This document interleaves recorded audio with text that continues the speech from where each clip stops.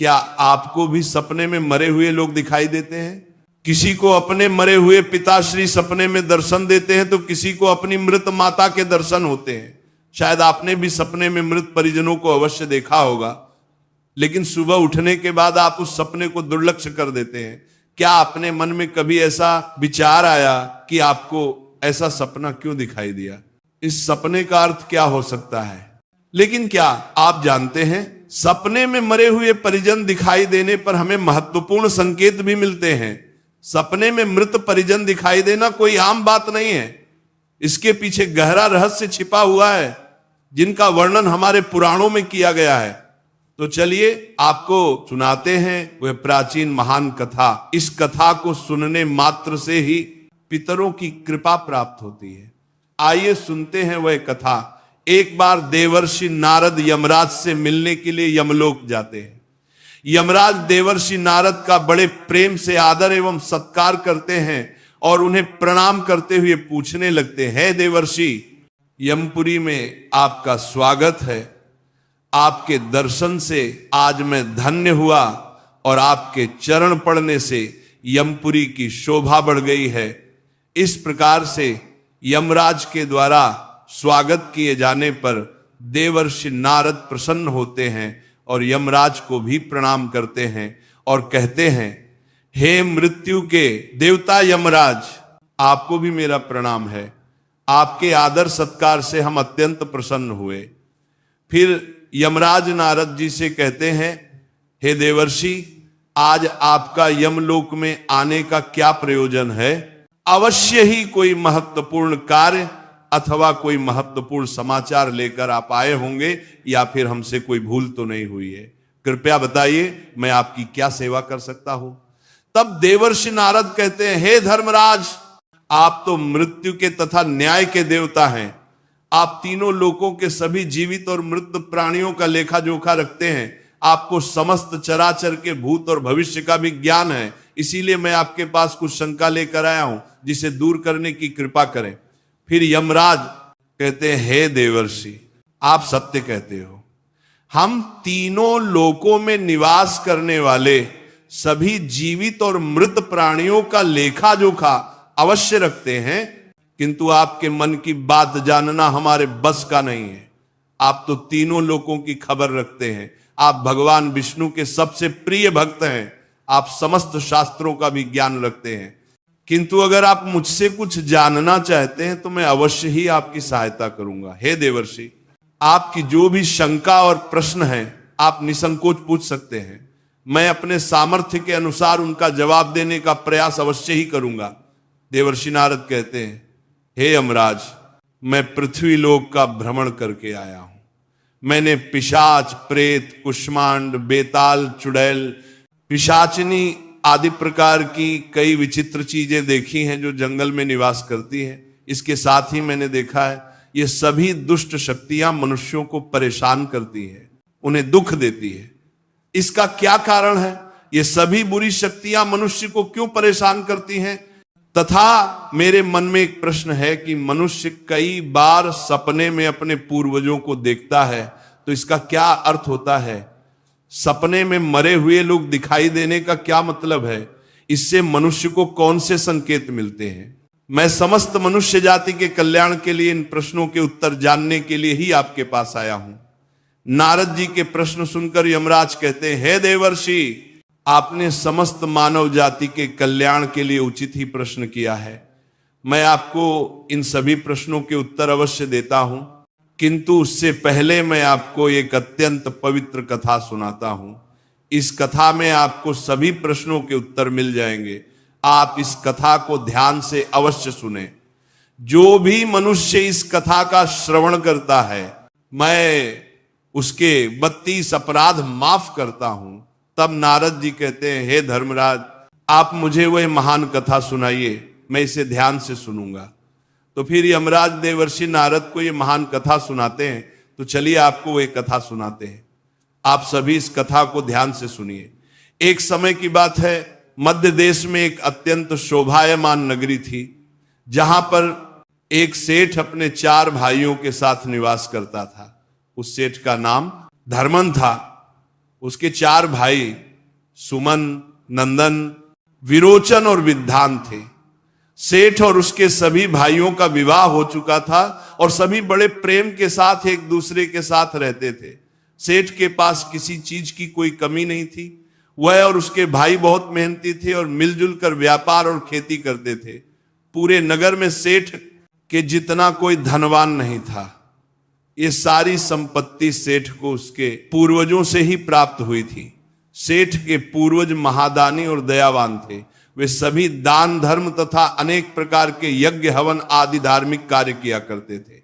किंतु सेठ कंजूस स्वभाव का था और उसके अंदर पूर्वजों के लक्षण नहीं थे। सेठ ने दान धर्म करता और ना ही यज्ञ तथा हवन आदि कार्य करता था।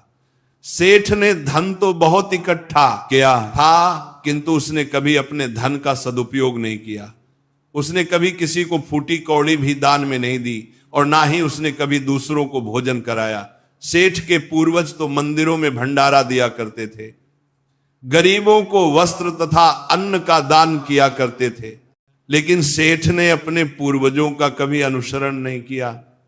वह हमेशा ही धन कमाने में और धन का संचय करने में लगा रहता था, जिससे उसके पास बहुत सारी धन संपत्ति तो हो गई, लेकिन उसके पूर्वज उससे बहुत दुखी और नाराज हो गए। फिर पितृपक्ष आया। पितृपक्ष में सभी पूर्वज अपने पुत्रों के द्वारा श्राद्ध और तर्पण की अपेक्षा कर रहे थे, किंतु उनके किसी भी पुत्र ने अपने पूर्वजों के लिए श्राद्ध किया और ना ही तर्पण किया। उन्होंने ना दान धर्म किया और ना ही किसी भूखे प्राणी को भोजन कराया। अपने पुत्रों को ऐसी दुष्टता देखकर सभी पितृगण अत्यंत दुखी हुए। सेठ के पूर्वजों को अपने पुत्र का व्यवहार ठीक नहीं लगता था। इसी कारण से वह पितृलोक में भी दुखी ही रहा करते थे। धन कमाने के लालच में सेठ इतना उन्मत्त हो गया कि वह अपने पूर्वजों को भी भूल गया और उसने अपने पूर्वजों का श्राद्ध तथा तर्पण आदि कार्य करना भी बंद कर दिया, जिससे उसके पूर्वजों की आत्मा की तृप्ति नहीं होती थी। वे अपने पुत्र के ऐसे व्यवहार से दुखी रहने लगे। फिर एक दिन उस सेठ के पूर्वज चर्चा करते हैं। वे एक दूसरे से कहने लगते हैं, हमारा बड़ा ही दुर्भाग्य है जो हमारे कुल में इतने स्वार्थी और लालची पुत्रों का जन्म हुआ है। हमारे पुत्र हमारे लिए श्राद्ध करते हैं और ना ही दान धर्म करते हैं। हमारे पुत्रों के कुकर्मों के कारण हमारा पतन हो रहा है। इस प्रकार से विचार करके वे सभी पितृ अपने पुत्रों से मिलने के लिए जाने के विषय में सोचने लगते हैं और कहते हैं हमें यमराज के पास जाना चाहिए। अब वे ही हमारी इस समस्या का समाधान कर सकते हैं। हम सभी यमराज के पास जाकर उनसे हमारे पुत्रों को मिलने के लिए जाने की अनुमति मांगेंगे।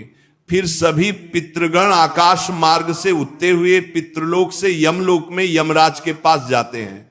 वहां पर जाकर वे सभी यमराज को नमस्कार करते हैं। पितृगणों को यमपुरी में आया हुआ देखकर यमराज भी उनका स्वागत करते हैं और उनके आने का कारण पूछते हैं। तब सभी पितृ हाथ जोड़कर अपना दुख बताने लगते हैं।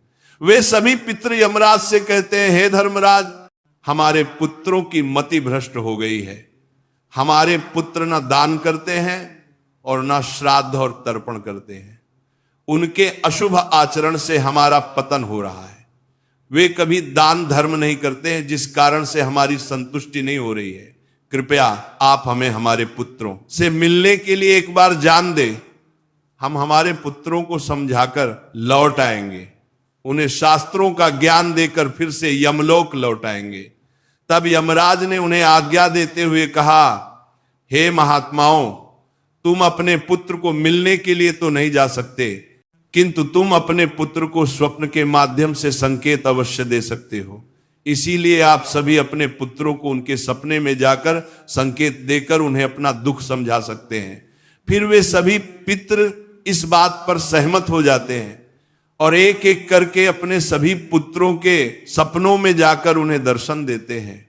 सबसे पहले वे अपने बड़े पुत्र के अर्थात उस सेठ धर्मन के सपने में उसे दर्शन देते हैं और उसे संकेत देते हैं, किंतु उनका बड़ा पुत्र उनके संकेतों को समझ नहीं पाता है। दूसरे दिन जागने पर वह उस सपने को भूल जाता है और अपने पितरों के द्वारा दिए गए संकेतों को भी नजरअंदाज कर देता है। इससे वे सभी पितृगण फिर से निराश हो जाते हैं और फिर सभी पितृगण अन्य पुत्रों के सपनों में जाकर भी उन्हें दर्शन देने लगते हैं तथा उन्हें अनेक प्रकार के संकेत भी देते हैं, लेकिन उनके बाकी पुत्र भी उन संकेतों को दुर्लक्ष्य कर देते हैं। कोई भी अपने पूर्वजों के द्वारा बताए हुए संकेतों को समझ नहीं पाता है, जिससे सभी पितृगण अत्यंत दुखी और नाराज हो जाते हैं। सेठ और उसके भाई धन कमाने के लालच में पूरी तरह अंधे हो चुके थे। उन्हें पूर्वजों के प्राप्त द्वारा दिव्य संकेतों का महत्व कुछ भी नहीं लगता था, किंतु पितरों के स्वप्न में दर्शन देने के कुछ ही दिनों के बाद उस सेठ को व्यापार में नुकसान उठाना पड़ता है। उसे व्यापार में बहुत ज्यादा घाटा होने लगता है, जिससे उसकी सारी धन संपत्ति नष्ट हो जाती है। सभी भाइयों में वाद विवाद और लड़ाई झगड़े होने लगते हैं। पूर्वजों द्वारा जमा की हुई सारी जमीन जायदाद को वे बेच डालते हैं और पूरी तरह से बर्बाद हो जाते हैं। सभी भाई एक दूसरे से अलग हो जाते हैं और अपना अपना पेट पालने में लग जाते हैं। उधर स्वर्ग लोक में पितरों को अपने पुत्रों की ऐसी दुर्गति देखकर बहुत पीड़ा होने लगती है। सभी पितृगण अत्यंत दुखी और उदास हो जाते हैं। फिर से वे सभी यमराज के पास जाते हैं और कहने लगते हैं, हे धर्मराज, हमसे हमारे पितरों की ऐसी दुर्गति नहीं देखी जाती है। हमारे द्वारा किए गए सभी पुण्य कर्मों को हमारे पुत्रों ने नष्ट कर डाला है। कृपया आप कुछ ऐसा उपाय करें जिससे हमारे पुत्रों को उनकी भूल का पता चल जाए। फिर यमराज उन पितरों से कहते हैं, हे महात्माओं, तुम्हारी इस व्यथा को मैं समझता हूं। मैं तुम्हारी अवश्य ही सहायता करूंगा। मैं स्वयं तुम्हारे पुत्रों के पास जाकर उन्हें उनकी भूल के बारे में बताता हूं। फिर यमराज अपने भैंसे पर सवार होकर पृथ्वी लोक पर आते हैं और उस सेठ के घर की तरफ जाने लगते हैं। हाय, जब यमराज सेठ के घर के समीप पहुंच जाते हैं, तभी वे एक साधु का रूप धारण कर लेते हैं। सबसे पहले वो उस सेठ के घर पर जाते हैं तो वो सेठ अत्यंत बीमार पड़ा हुआ होता है।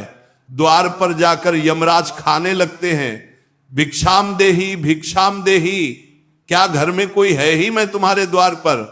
एक साधु आया है जो बड़े दूर से यात्रा करके आया है, कोई हो तो भिक्षा दो, भिक्षाम देही। द्वार पर आए साधु को देखकर उस सेठ की पत्नी सुनंदा उनका स्वागत करती है और कहती है, पधारी। हे साधु महाराज, आपका स्वागत है, कहिए मैं आपकी किस प्रकार से सहायता कर सकती हूं? वे साधु रूपी यमराज कहते हैं, हे देवी, मैं भूखा हूं और यात्रा पर निकला हूं। यदि दान में कुछ भोजन मिल जाए तो बड़ी कृपा होगी। फिर सेठ की पत्नी कहती है, ठीक है साधु महाराज, आप रुकिए, मैं अभी आपके लिए कुछ भोजन लेकर आती हूं।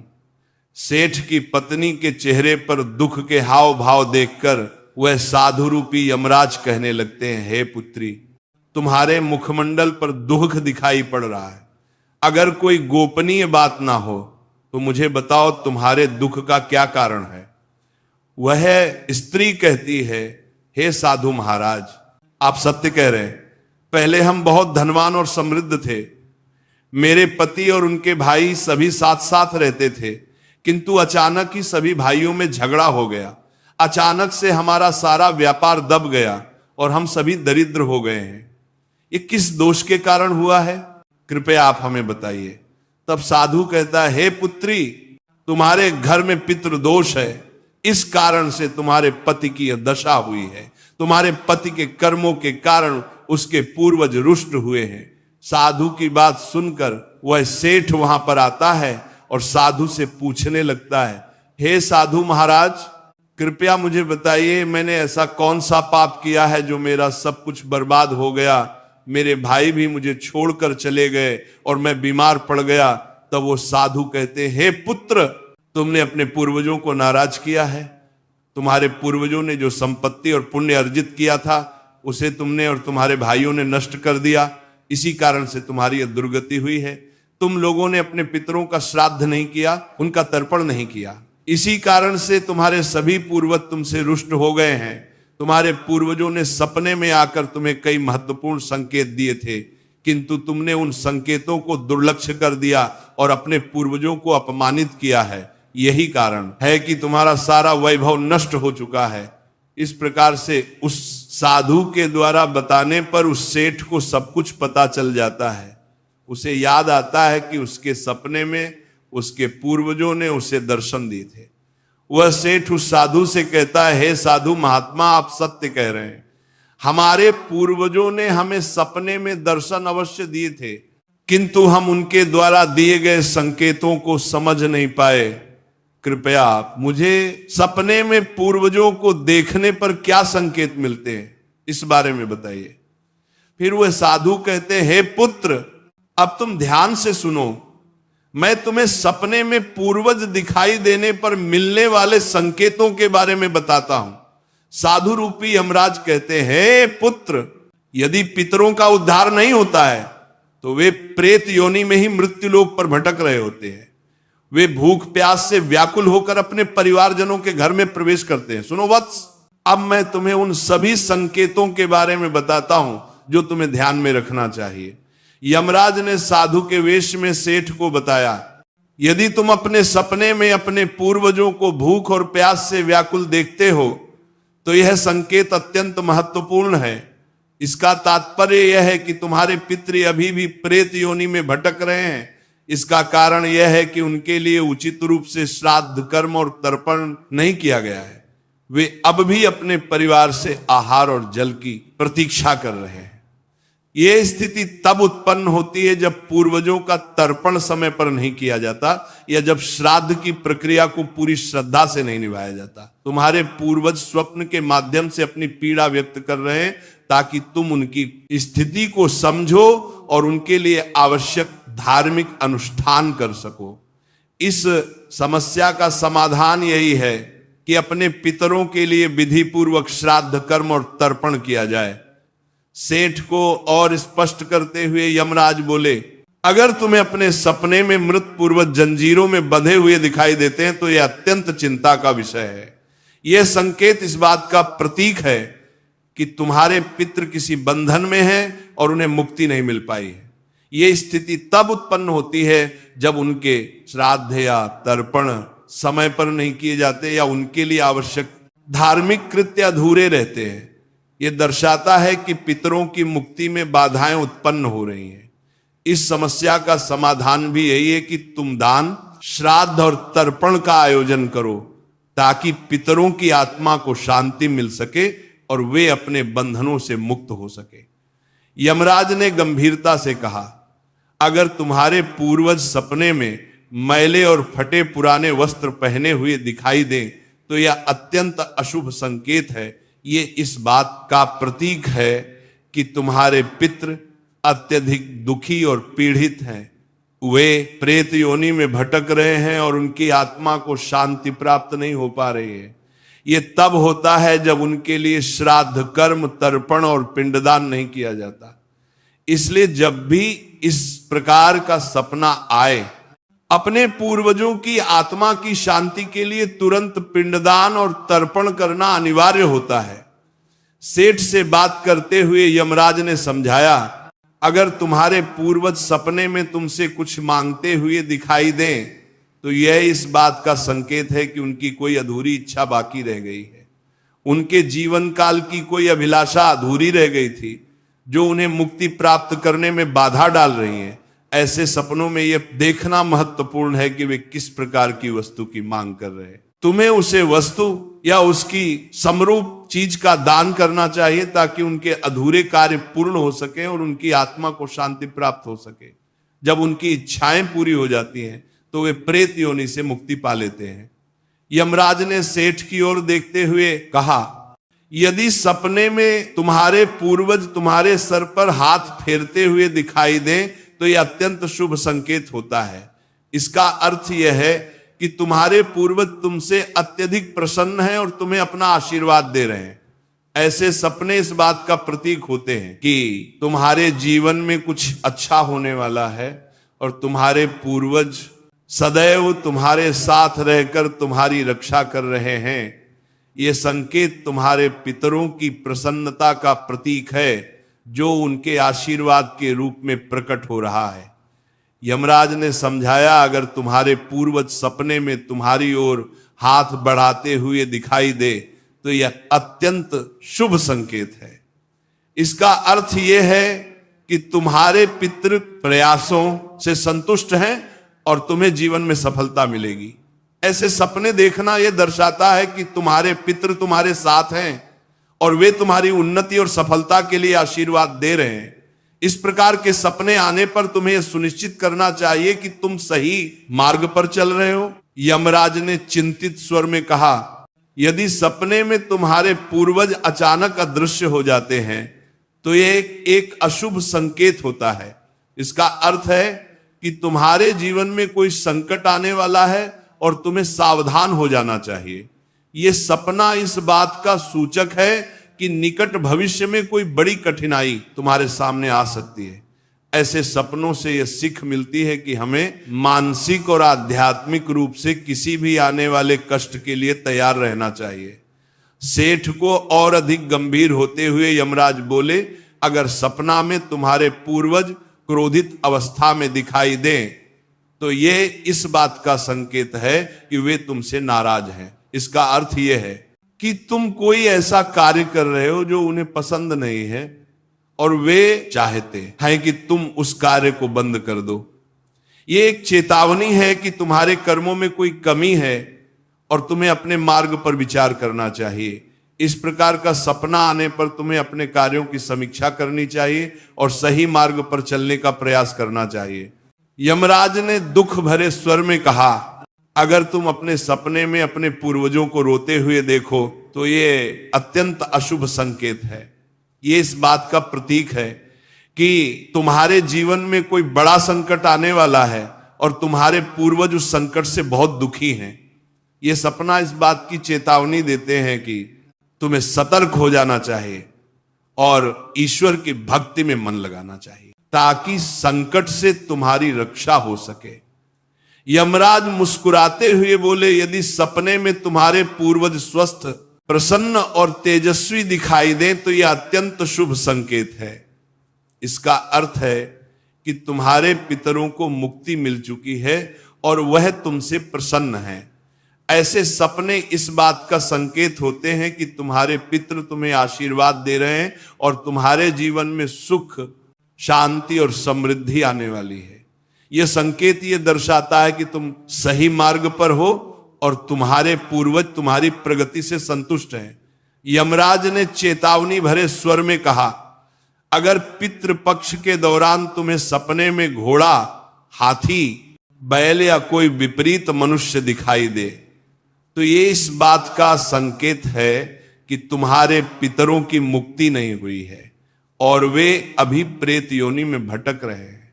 ये इस बात का भी संकेत है कि वे तुमसे अत्यंत दुखी हैं। ऐसे संकेत मिलने पर तुम्हें तुरंत पितरों की संतुष्टि के लिए दान और श्राद्ध करना चाहिए ताकि उनकी आत्मा को शांति मिल सके।